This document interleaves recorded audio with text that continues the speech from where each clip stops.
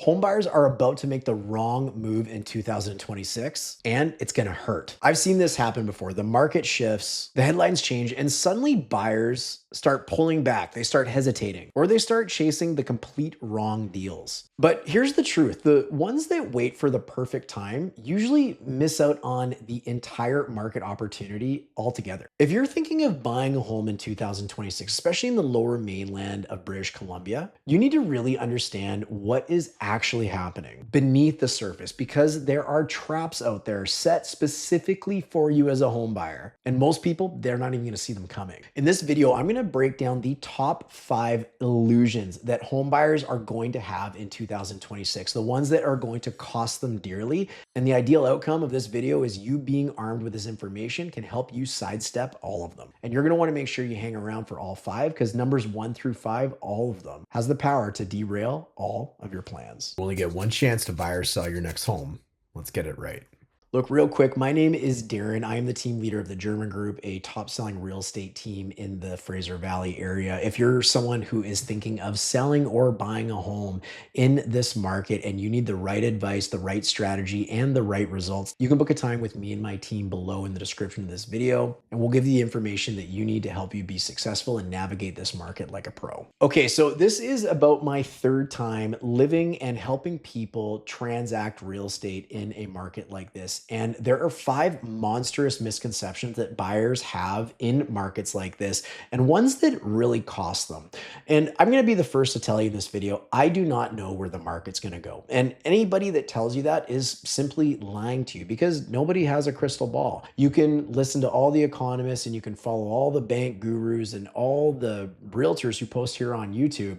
But frankly, nobody knows whether the market's going to go up, down, or sideways. Only time will tell. But let's get started into the 5 things that home buyers are going to get wrong in 2026 that are going to severely hurt them if they don't think differently about them starting today. The first is assuming that all sellers are desperate to sell their homes. This is simply just not the case. It is never the case. Now, it's not to say that some sellers are not desperate to sell their homes, but if you're someone that's looking to buy, I want to pull the curtain back a little bit. I get money is important. You know, money is up there with oxygen. It's something that we all need, something that we all like to hold on to, and we certainly don't like to give away.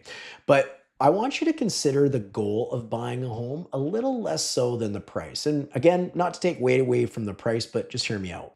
You are not day trading real estate. You're not buying it one day and selling it another. When you buy a home, you are buying it because of various reasons. Likely you love the neighborhood, you love what the house offers, you don't think there's another home that can recreate that feeling or whatever you're looking for in that specific house. You're buying it for so much more than just simply the price of it, or at least most people are anyways. So think of the actual goal here. The goal is to find a home that you're going to live in long term.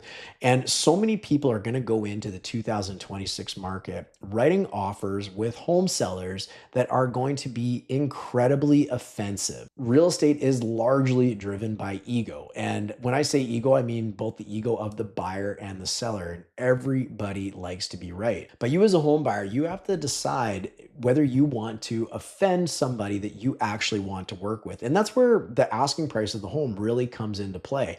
It's not to say that homes can't be overpriced. Of course they can. But the homes that you're likely paying attention to, well, oftentimes they were probably already priced quite well from the start. You're likely not going to be the only people looking at the best home that you are able to find in the current market conditions in the marketplace. So you can certainly write what's considered a lowball offer to try and steal the property from the seller. That's certainly your right. But you do want to consider, if you're going to highly offend that seller, where is the chances of that offer actually ending up long term? Are you writing offers to win or offers to offend? Are you looking to enter into a competitive negotiation or a collaborative negotiation where you actually get what you want? So this isn't to say that 2026 is not going to be a market where you're going to find a good deal, but just remember that there is so much more to it than just getting a good deal on the house. It's about actually getting the house that you want, that you're going to last long term in, and it's going to solve all the problems of which you're buying the house for in the first place. The second on our list is thinking interest rates are going to get better. And hey, just like the real estate market, we don't know what's going to happen with interest rates. If anything, we've learned that the world is a wild and wacky place. And if we think things are predictable, we certainly know they are not. But I want to put things into perspective because coming out of the COVID-19 pandemic, that set a lot of expectations on their head about where real estate prices should be as well as where interest rates should. So let's think about the COVID-19 pandemic for a moment, where we had what was called emergency level interest rates. They were at 0.25%. At least that's what the overnight lending rate was from the Bank of Canada. This is the rate that they lend the money out to the banks to therefore then lend the money out to the consumer. So why were they this low? Well, they wanted people to spend money. They wanted them to borrow it so they would spend it because that would plug money back into the economy.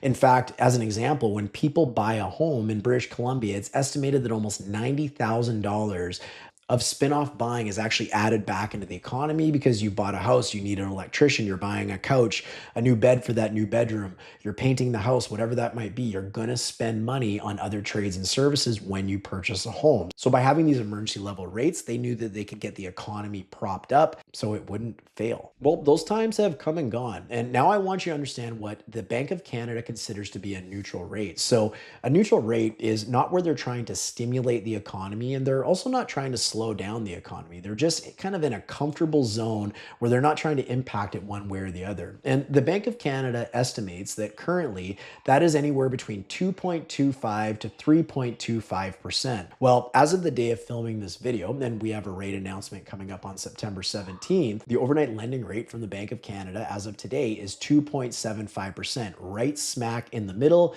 of that neutral territory. Don't expect these rates to change significantly. And if you do expect them to change significantly, you might also want to understand that the variable rate is affected by the Bank of Canada, but not necessarily the fixed rate. That's affected by something completely different. And if you're unsure about that, take a look on our YouTube channel for everything about mortgages, which will explain that in further detail. But what I will add is 62% of Canadians in 2025 will choose fixed rate mortgages over variable rate mortgages. So if you're thinking that the fixed rate mortgages are going to change significantly, you might be in for a rude awakening. And the last point on that topic is my good friend AI. In fact, Google Gemini has let me know that over the last 20 years, the average overnight lending rate from the Bank of Canada was between 3.75 to 4%. And that's the average over the last 20 years. And guess what? We're at least 1% below that as of the day of filming this. The third mistake that is going to cost home buyers dearly in 2026 is getting your real estate advice from your parents,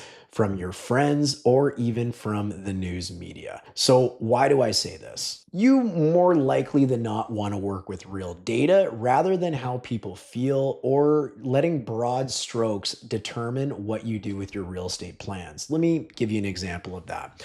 The news comes up tonight and says that sales across Canada are down. And this concerns you as a home buyer thinking, geez, is this really the time that I should be looking at buying a home? Well, let's unpack that a little bit. Sales being down. What does that really mean, sales being down?